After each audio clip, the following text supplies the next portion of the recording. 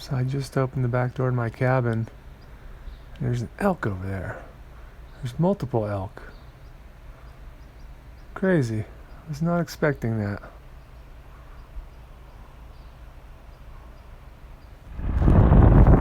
Well, walking out of Pine right now. And it's a decent stay in town, but it's always kind of weird being in town. I feel guilty. I feel like I shouldn't be here. I should be back out on the trail, and it's so comfortable in town. You can be lazy, and you can't be that way on trail. It's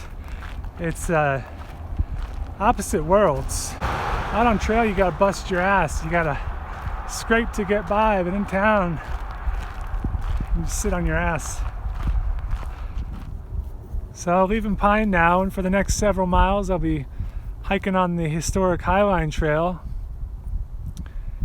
The Highline Trail was used to connect homesteads below the Mogollon Rim in the late 1800s. Zane Grey used these trails in the 1920s, and in 1979 it was designated a National Recreation Trail.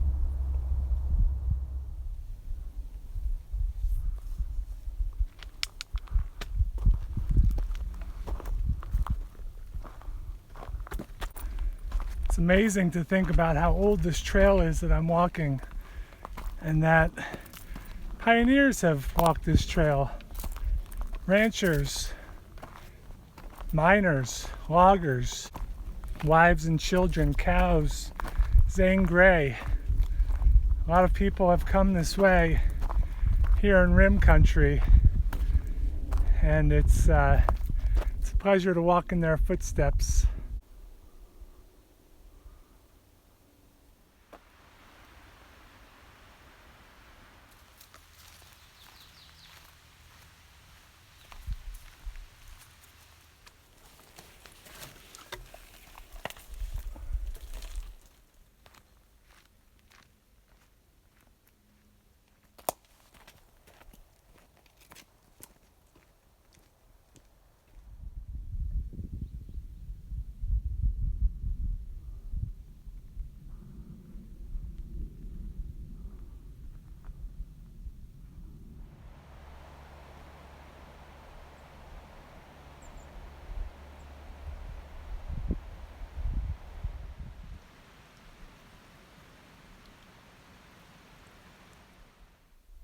This area here was burned by the Dude Fire in 1990. The Dude Fire was caused by a lightning strike and burned 28,000 acres north of Payson along the Mogollon Rim.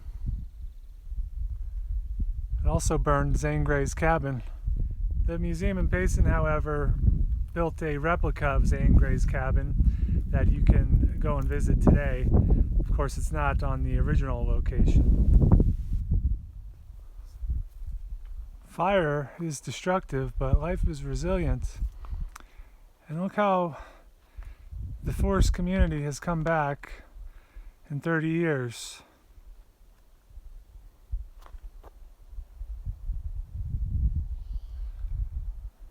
You even have this tall ponderosa pine. Maybe that was spared by the fire, along with this healthy juniper. I can't imagine that has grown that big in 30 years.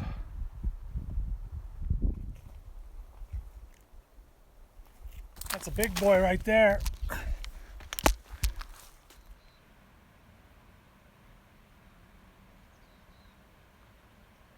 It's been a nice day of hiking out here below the Mogollon Rim on the Highline Trail / Arizona Trail.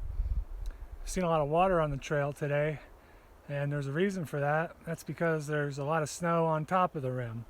Tomorrow I'll be climbing onto the rim that you see behind me, and I'll see just how much snow is up there.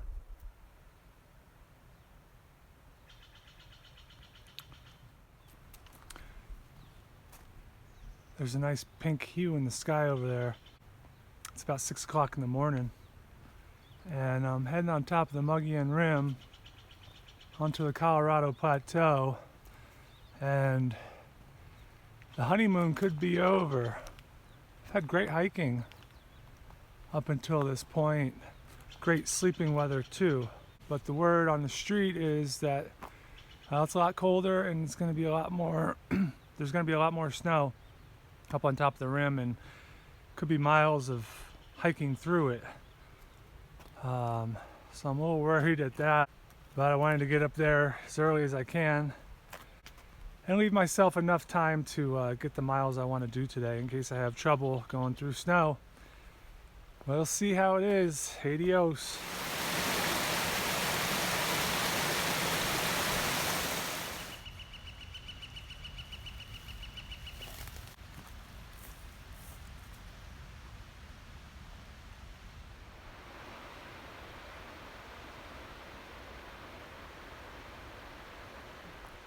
Portion of trail I've been on this morning has been following the East Verde River to its headwaters up on the Mogollon Rim. The river flows down a natural break in the rim which separates southern and northern Arizona. This natural break has been a travel route for humans for centuries. First, the prehistoric Hohokam people of southern Arizona used it as a trade route to the northern tribes, among them the Hopi. After that, the U.S. Cavalry, U.S. Army used this route during the Indian Wars of the late 1800s. And homesteaders also used this route to drive cattle off of the Colorado Plateau in winter. So it looks like the snow begins here, and I've heard as much from another hiker. I've also heard a lot about the snow being bad and mud, and it's been really hyped up. I don't know. I try not to believe the hype. And right here it doesn't look too bad. It doesn't look too bad at all. And it's only, what, a foot deep here. Sure, it might drift other places, but you know, there's also plenty of bare spots around. I don't think it's going to be much of an issue.